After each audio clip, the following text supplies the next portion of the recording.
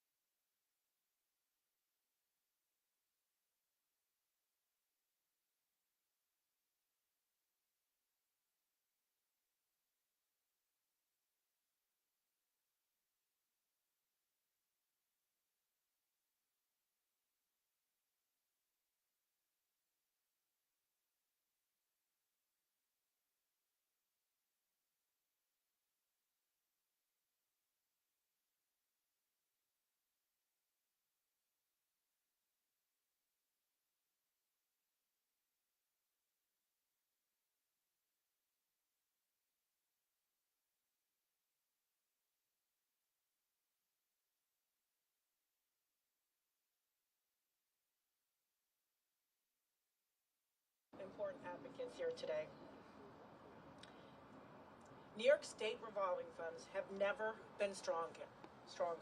Every federal dollar we receive is turned into more than $3 of investment in New York's clean water infrastructure through smart financing, bond sales, and reinvestment. Repayments of principal and interest to EFC provide recurring revenue so we can offer financing to additional communities to rehabilitate, replace, and modernize aging infrastructure in New York State. And we made it all affordable. At the direction of Governor Hochul, we delivered $445 million in state water infrastructure improvement and intermunicipal water infrastructure grants. That was just in state fiscal year 2025. We doubled Clean Water WIA grant awards for small communities, increasing them to 50% of project costs. Drinking water WIA grants pay 70% of project costs. Our new green resiliency grants are helping communities strengthen their systems against the impacts of extreme weather. From flood-prone neighborhoods to stormwater-strained cities, we're funding infrastructure that does more than protect pipes. It protects people. And state revolving fund interest rates are below what municipalities could obtain in the municipal bond market, saving them significantly on debt service compared to traditional financing. That's relief for local budgets and real savings for ratepayers. But this kind of progress is only possible when the federal government fully funds the state revolving funds. The SRFs are New York's primary financial engine for water infrastructure. Here in New York, we've shown what full funding can accomplish: cleaner water, stronger communities, and economic growth that touches every region of our state. We've proven that when the federal government invests, we multiply that investment 3 times over, and we deliver results that are visible, measurable, and lasting. The federal administration's proposed 89% cut to the SRFs for federal fiscal year 2026 would result in a loss of funding capacity of $500 million for the Clean Water SRF and $202 million for the Drinking Water SRF. These cuts to the SRFs do not simply result in declining budgets for the SRFs here in New York and across the nation. These cuts result in declines to public health, to environmental protection, to extreme weather resilience, to jobs, and to the safety of our water systems. If we want every community in America to thrive, urban and rural, big and small, we must protect and fully fund the SRFs in the federal budget. Despite the proposed cuts to federal funding, we urge communities to continue applying for the SRFs and state grants. Don't let uncertainty at the federal level discourage you from getting your projects underway for the people you serve. New York's SRFs will continue to be one of the most important financial tools in modernizing our water infrastructure. We will be here for you. Our progress is not abstract. You can track every project, every dollar, and every impact in real time on EFC's Project Impact Dashboard, because transparency matters, because accountability matters, because every New Yorker deserves to know how the money is being spent and how their water is being protected. But none of this would be possible without the incredible team at EFC, as Mike has already said, our state and federal partners, and the mayors, town supervisors, engineers, operators, and advocates who are responsible for getting these projects across the finish line. And we're not stopping. While we continue our fight for full federal funding of the SRFs and other vital programs, EFC and the state will be here to provide communities statewide with the financial and technical support they need to invest in their critical water infrastructure. We've taken Governor Hochul's bold vision and translated it into action, with more than half of $1 billion going directly to communities that worked with our community assistance teams. These teams, launched in February 2023, are helping historically distressed communities unlock funding that they once thought was out of reach. Applications for the next round of EFC grants are open now. If your community needs help, call us, email us, walk in our door. Because our mission is your mission, and our tools are your tools. Let me leave you with this. In state fiscal year 2025, EFC didn't just invest $3.4 billion in infrastructure. We invested in public health, in natural habitats, in resilience, and in the future of New York. And clean water for every New Yorker is a goal we will meet together. Thank you. Now I have the sincere pleasure of introducing Congressman Paul Tonko. His deep commitment to the environmental stewardship and infrastructure investment has made a tangible difference in communities across New York and the nation. Congressman Tonko.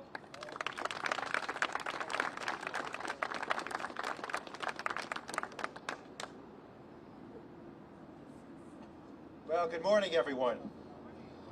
What a great location to host this press conference. Reminded of the strength of our waterways in New York and the abundance of water that we have, which is an asset that we need to protect and promote. And so we thank you for your leadership, Maureen. As CEO and President at EFC, I know how important that role is, and you do it so well. And we thank you for your determination and that drive forward that you mentioned in your closing comments that indicated that we're not done. We're still going to do more powerful things, and we won't let people that are clueless about the importance of these investments to indeed stop us. So let me begin by thanking Governor Hochul for providing the overall leadership, overveiling the various agencies in New York, but having that sense of vision that water, in fact, is very important. You mentioned all the ripple effect, no pun intended, of all the benefits that come from these investments, and I would include jobs too. Sound-paying jobs. When we did our hearings along the Eastern Seaboard about investment in SRFs and various infrastructure, one of the surprise efforts was being acquainted with the concern for water infrastructure jobs that are not getting filled because people have not paid attention to that career path and an important role that they play to keep our community's water supplies safe, abundant, and available. And so it's another bit of investment, I think, that is warranted of our attention. So I thank you for that. So we thank the governor for that overall vision for the map of New York, the people of New York, so incredibly important to households and businesses if we're going to advertise as a state ready to open up for new opportunity. I also do thank EFC again for their role in getting the dollars out the door and networking with people through the SRF. Thank you to Commissioner Lefton and as our DEC head and Commissioner McDonald for the Health Department for your, again, skillful leadership in making certain that we address these issues that are critically important, that are based to water policy and health policy. And to Secretary of State Mosley, thank you also for your leadership in an agency that plays a vital role with local communities. Our public health and our economy depend on New Yorkers having access to clean, reliable, and affordable water. As I indicated, it's quite important to make certain that we have a laser-sharp focus on these issues. It is one of the most important services that our local governments provide, and it cannot be done without the support of critical federal and state resources and partnerships. In Congress, I'm very proud of my work over the past 12 years as the top Democrat on the Environment Subcommittee in the House, which has jurisdiction over the Safe Drinking Water Act. We network with a number of advocates who really are concerned about moving forward with an aggressiveness.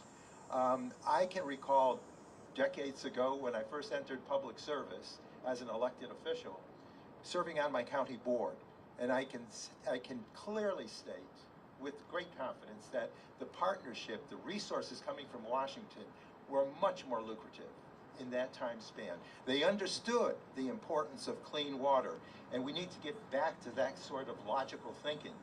And certainly, when you deal with the advocates in Washington, there are many approaches people take to make certain that we get focus onto the commodity of water.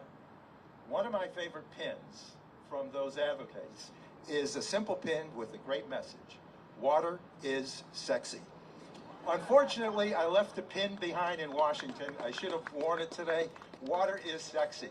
And you know, the subcommittee that I serve in as a leading Democratic voice was instrumental in the enactment of the Infrastructure Investment and Jobs Act in 2021, which made historic investments in this nation's water systems.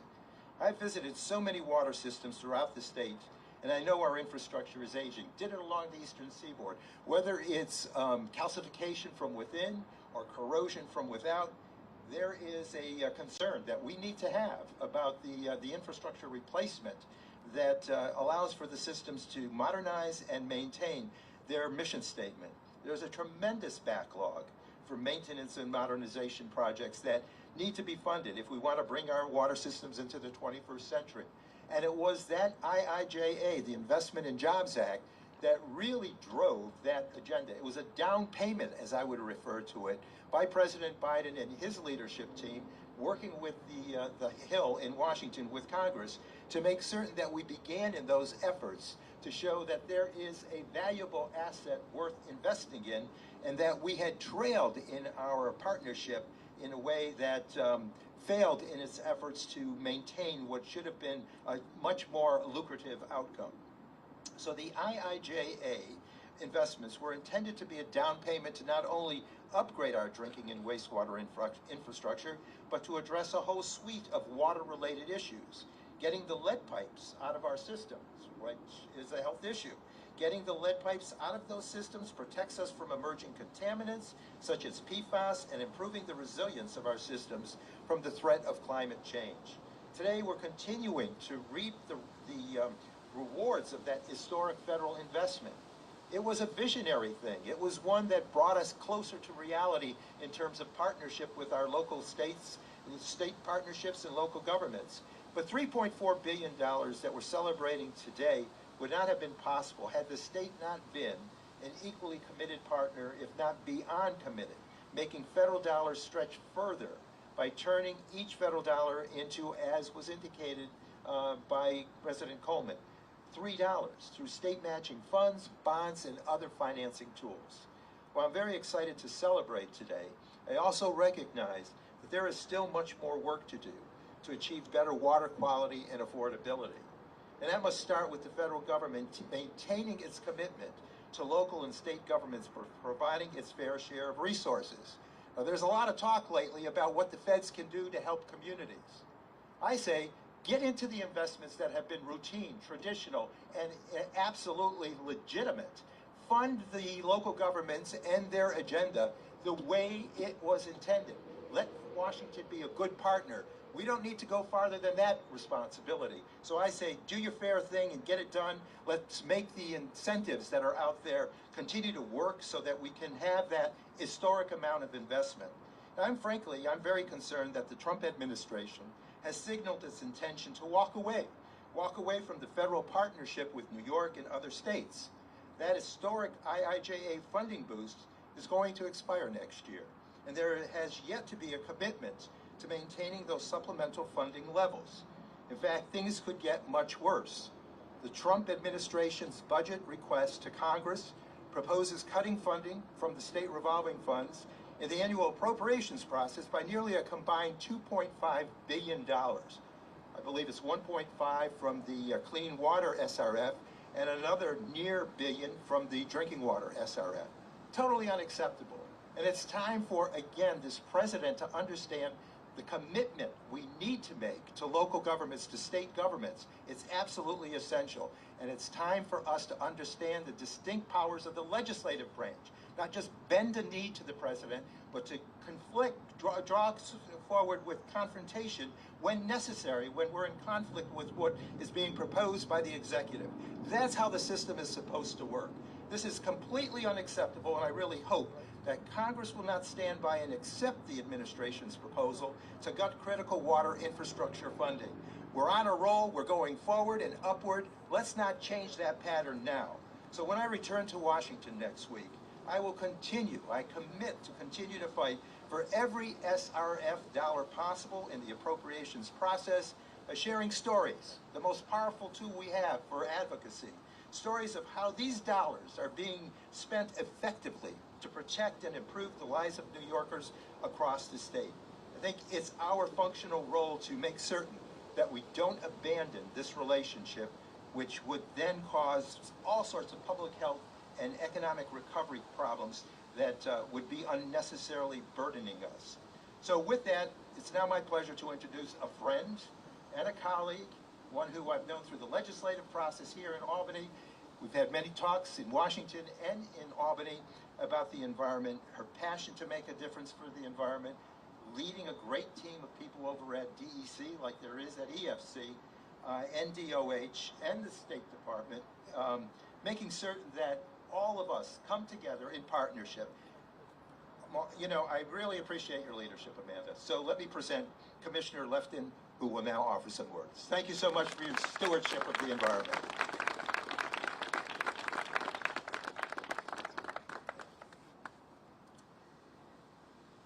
Boy, I really hate to follow Congressman Paul Tonko. He's really such a passionate leader for his constituents, for his community, for New York, and of course for the environment. And we are so lucky to have him fighting in Washington and fighting for us. And I'm proud to call him a colleague and a friend. I'm also proud to be his constituent, I will say. That is a particular pride to me. And we're so lucky to have you, as we are so lucky to have Governor Hochul's leadership in fighting for New York families and fighting for these really critical programs that we're here to celebrate today. And I want to acknowledge Ashley and Emily, as well as the regional team that are here on behalf of Governor Hochul, and so appreciate your leadership and commitment to these programs.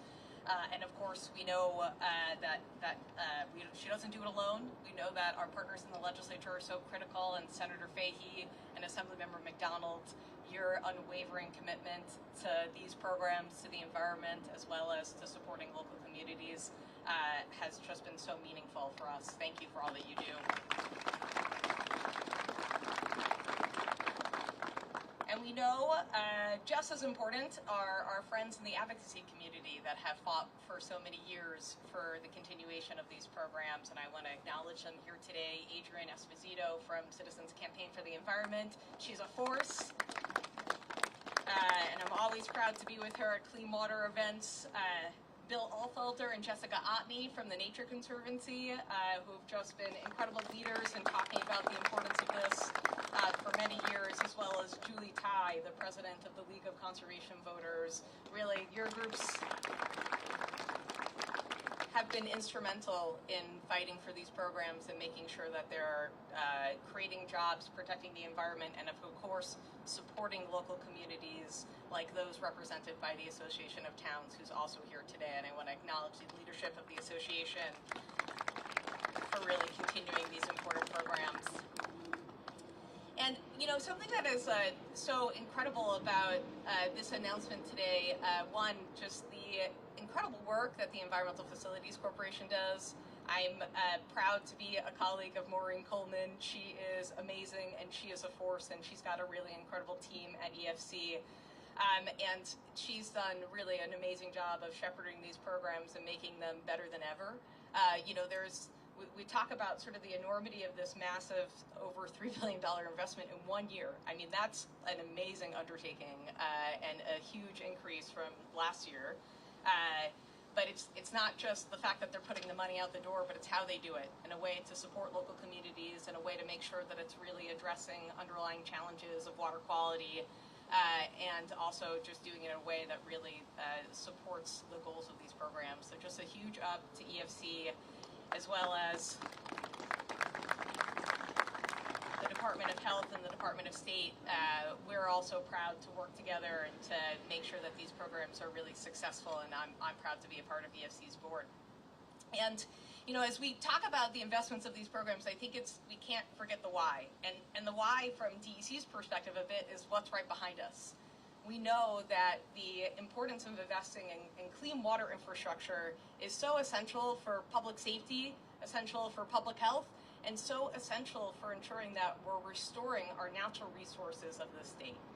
And like the Hudson River behind us, we know that when we invest in clean water infrastructure and ensure that it's maintained well and functioning properly, that means that we're going to have a massive benefit to our natural resources and ensure that we can really clean up our water.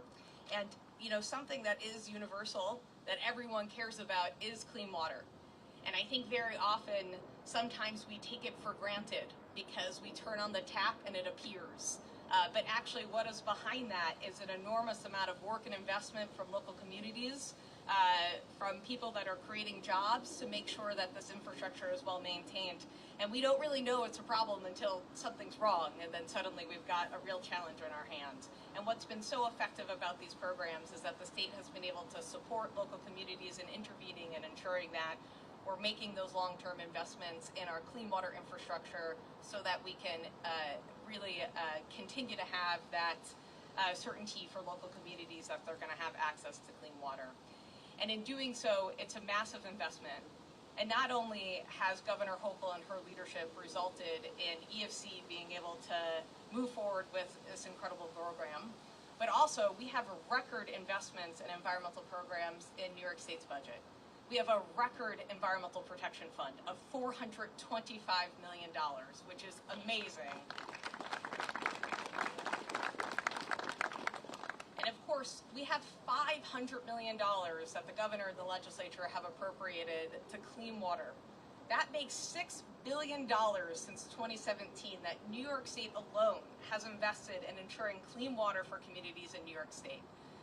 And in addition to that, we have $1 billion in this year's budget for the Sustainable Future Fund. That is just really thanks to Governor Hochul and the legislature for investing in New York State's environment, for investing in jobs in our communities, and ensuring that we can continue to have the natural resources here for future generations. And in contrast to that, as the state continues to fight for the environment and continues to ensure that we're investing in these critical services for communities, unfortunately, we have folks in Washington that are turning their backs on these really essential services for communities. We all know that clean water is vital for all of us, and we know that we need to make these investments, which is why Governor Hochul has fought so hard for them. And we need our partners in Washington to fight for these funding, and we're so lucky to have Paul Tonko there, and we're hopeful that we can stave off the worst of these cuts to make sure that we can continue to deliver for communities all across New York State. So thank you again to Congressman Tonko. Thank you for Governor Hochul, and I will just make one more note. Thank you to the New York State voters, because as part of this important announcement today, there is $60 million from the Clean Water, Clean Air, and Green Jobs Environmental Bond Act, which is a $4.2 billion commitment that we all made as New Yorkers to invest in the environment. And I think that that overwhelming support for the Bond Act shows where New Yorkers stand on these issues, which is that we want clean air and we want clean water, and it's essential, and we're going to continue to fight for it. So thank you so much to everyone for being here today. Thank you to EFC and Maureen Coleman for your incredible leadership. And I am honored to introduce a friend and a colleague who ensures and fights every day for clean drinking water for New Yorkers all across the state. We are so lucky to have such a competent and smart and just incredible commissioner at the Department of Health. So please join me in welcoming Commissioner James McDonald to the stage. I'm looking right at you. It's not my fault. You know, Mom did it all the time. We're kind of used to it, I think. I'm sure John's been called worse. There you go. Hey, anyways, thanks everybody for coming today. And I just